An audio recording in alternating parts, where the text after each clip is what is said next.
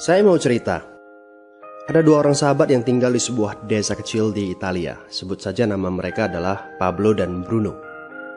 Mereka adalah anak muda yang memiliki impian yang tinggi. Mereka sering berkhayal bagaimana kalau suatu hari nanti mereka menjadi orang terkaya di desanya.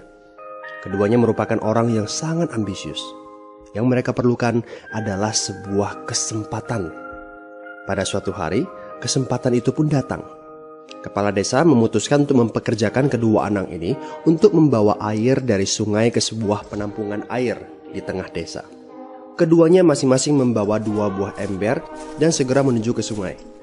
Menjelang sore, keduanya telah mengisi penampungan air sampai penuh. Kepala desa menggaji mereka masing-masing berdasarkan jumlah ember air yang mereka bawa.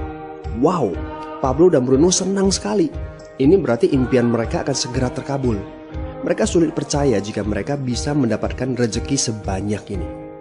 Mereka bekerja lebih keras lagi setiap hari agar bisa mengangkut air lebih banyak.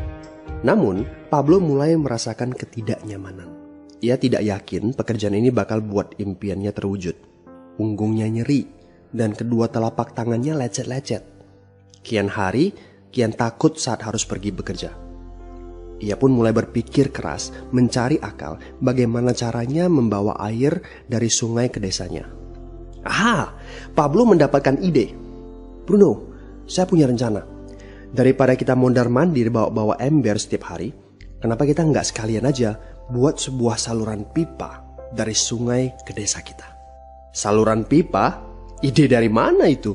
Seru Bruno. Kita udah punya kerjaan yang bagus, Pablo. Saya bisa bawa 100 ember sehari. Saya akan jadi orang kaya. Di akhir minggu, saya bisa beli pakaian baru. Pada akhir bulan, saya bisa beli seekor sapi. Dan pada akhir tahun, saya bisa bangun sebuah gubuk baru. Nggak ada kerjaan sebagus ini di desa ini. Setiap minggu kita bisa liburan. Setiap akhir tahun, kita berhak cuti selama 2 minggu dengan gaji utuh. Kita akan punya hidup yang layak. Jadi buang jauh-jauh lah pikiran untuk bangun saluran pipa. Tapi Pablo tidak putus asa. Ia akhirnya memutuskan untuk bekerja paruh waktu. Ia tetap bekerja mengangkut ember-ember air. Separuh waktunya, serta di akhir pekan, dia luangkan waktu untuk bangun saluran pipanya. Hal itu tidak mudah. Penghasilannya otomatis menurun dan dibutuhkan waktu 1 hingga 2 tahun sebelum saluran pipanya bisa menghasilkan sesuatu yang berarti. Bruno dan orang-orang desa mulai mengejek Pablo. Dia menyebutnya Pablo si manusia saluran pipa. Bruno yang berpenghasilan hampir 2 kali lipat dari Pablo terus memamerkan barang-barang baru yang berhasil ia beli. Sapi, keledai, pakaian, sepatu baru, gubuk bertingkat 2. Bruno bisa makan mewah di kedai. Orang-orang di desa menyebutnya Tuan Bruno. Sementara Bruno berbaring santai di sore hari pada akhir pekan, Pablo terus saja menggali saluran pipanya. Pada bulan-bulan pertama, Pablo memang tidak bisa menunjukkan hasil dari usahanya. Pekerjaannya memang sangat berat, bahkan lebih berat daripada kerjaan Bruno. Karena Pablo juga harus bekerja pada malam hari. Demikian pula di akhir minggu. Tapi Pablo selalu mengingatkan pada diri sendiri bahwa impiannya dibangun berdasarkan pada perjuangan yang dilakukan hari ini. Dari hari ke hari, dia terus menggali, inci demi inci. Sedikit demi sedikit, lama-lama jadi bukit. Dari 1 inci kemudian menjadi 1 kaki. Kemudian jadi 10 kaki. Kemudian 20 kaki, 100 kaki, dan seterusnya. Bersakit-sakit dahulu, senang-senangnya kemudian. Demikian dia terus menyemangati dirinya sendiri. Sepulang kerja, tubuhnya lelah sekali. Fokus pada hasilnya. Kata-kata itu terus ia ulangi dalam hati setiap hari saat dia pergi tidur. Sementara dari bar di desa itu terdengar gelak tawa mengiringinya ke alam mimpi. Ayo, fokus pada hasil akhir. Hari berganti bulan, saluran pipanya sudah setengah jadi.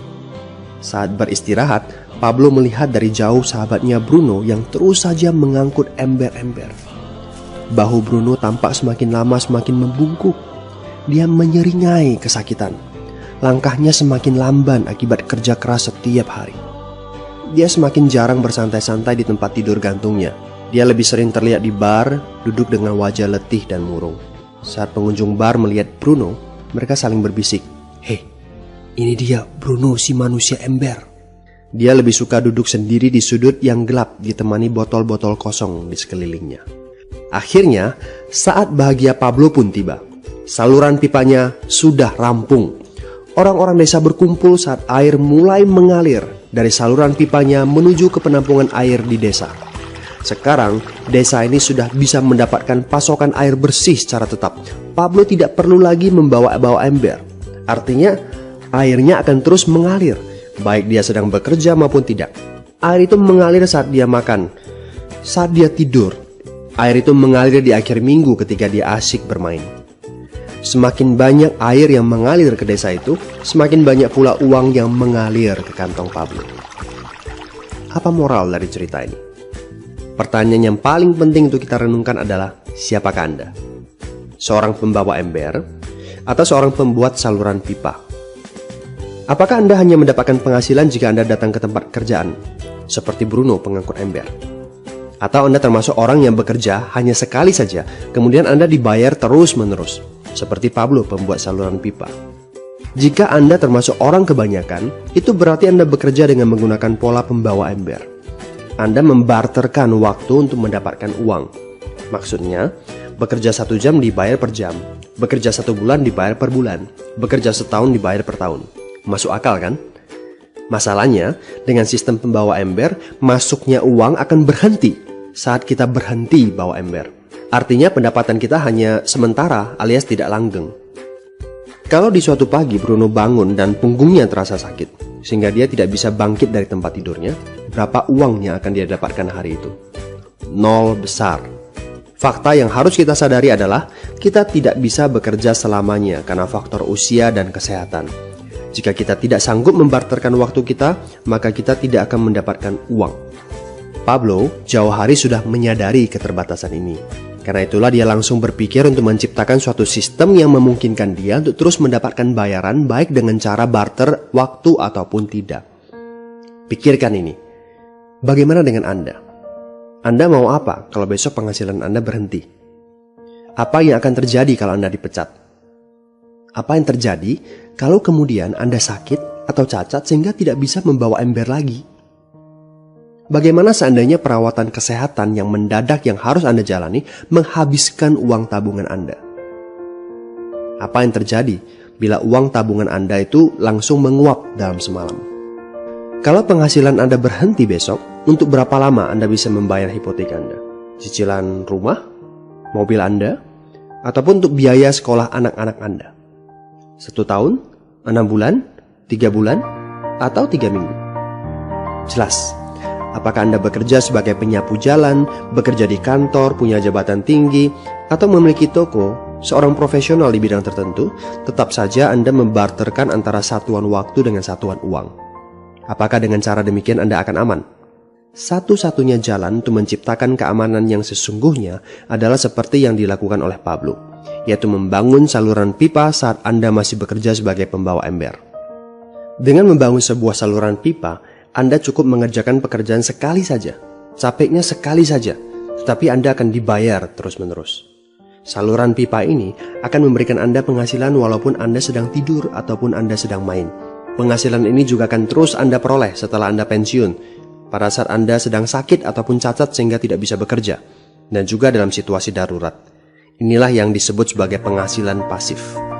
Anda tahu, saat ini kami sedang membangun saluran pipa yang akan memberikan penghasilan pasif. Mau tahu caranya? Hubungi teman yang meminta Anda untuk menonton video ini. Dia punya akses untuk informasi yang Anda butuhkan. Mintalah video lanjutannya, atau jika memungkinkan, bertemu langsung dengan teman Anda.